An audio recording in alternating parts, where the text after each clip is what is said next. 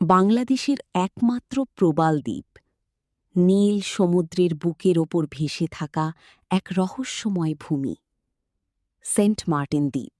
দিনে যেখানে পর্যটকদের ভিড়, রাতে সেখানে শোনা যায় অদ্ভুত শব্দ, পুরনো কাঠের নৌকার কড়কড় আওয়াজ, আর দূরে সমুদ্রের অন্ধকারে জ্বলতে দেখা যায় আগুনের মতো লাল আলো।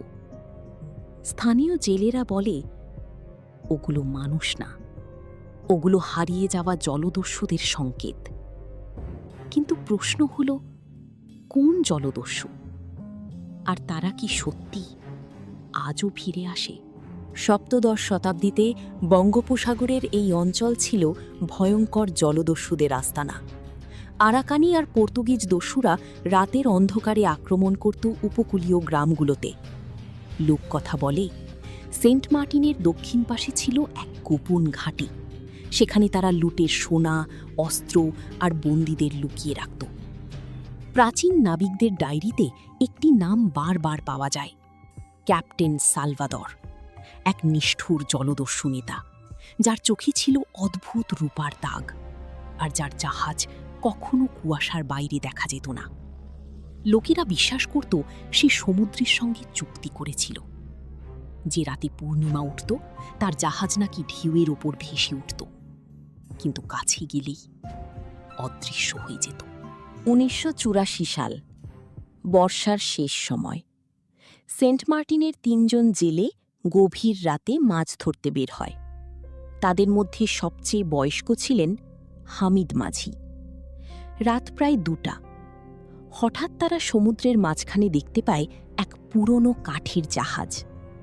অদ্ভুত ব্যাপার হল, জাহাজটিতে কোনো ইঞ্জিনের শব্দ ছিল না, কিন্তু সেটি চলছিল ধীরে ধীরে।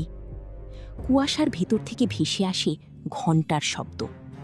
একজন জেলে ভয় পেয়ে বলেছিল, ওটা কাছ থেকে দেখার দরকার নাই। কিন্তু হামিদ মাঝি এগিয়ে যায়। তারপর হঠাৎ পুরো সমুদ্র নিস্তব্ধ হয়ে যায়। না বাতাস, না ঢেউ, শুধু সেই জাহাজের ভেতর থেকে ভেসে আসে মানুষের চিৎকার। পরদিন সকালে ৩ জনের মধ্যে ২ জন ফিরে আসে, কিন্তু হামিদ মাঝি আর কখনো ফিরে আসেনি। হামিদ মাঝির নিখোঁজ হওয়ার পর দ্বীপ জুড়ে আতঙ্ক ছড়িয়ে পড়ে।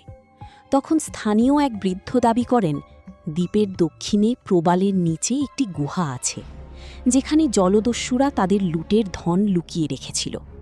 কিন্তু সেই গুহা অভিশপ্ত। যে সেখানে যায় সে আর আগের মতো ফিরে আসে না। ১৯৯৭ সালে কয়েকজন তরুণ সেই গুহা খুঁজতে বের হয়। তারা ক্যামেরা আর টর্চ নিয়ে গভীর রাতে প্রবালের দিকে যায়। প্রথমে সব ঠিকই ছিল, কিন্তু রাত ১টার দিকে তাদের ক্যামেরায় অদ্ভুত কিছু ধরা পড়ে। দূরে দাঁড়িয়ে থাকা কয়েকজন মানুষ, পুরনো জলদস্যু পোশাকে, তাদের হাতে আগুনের মশাল।